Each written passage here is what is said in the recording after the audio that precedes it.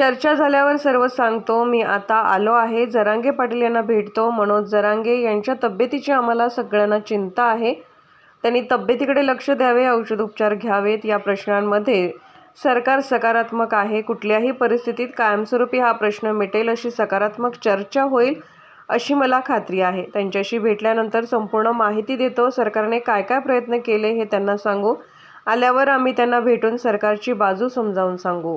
काय सगळी चर्चा होणार आहे, काय नेमकं तुमचं काय चर्चा झाल्यानंतर सांगतो ना तुम्हाला, कारण मी आत्ता आलोय.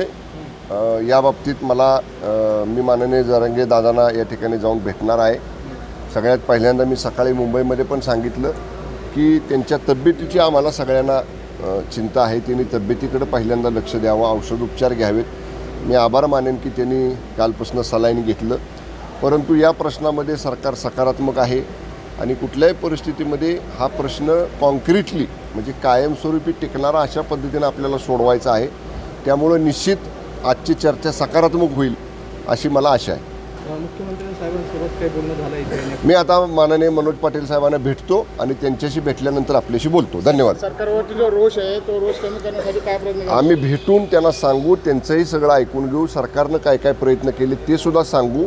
म्हणून मला फक्त अगोदर त्यांना भेटून येऊ द्या. मी भेटून आल्यानंतर आपल्याला सांगतो. धन्यवाद. मंत्री तेवढ्यासाठीच 2-2 आलेत ना.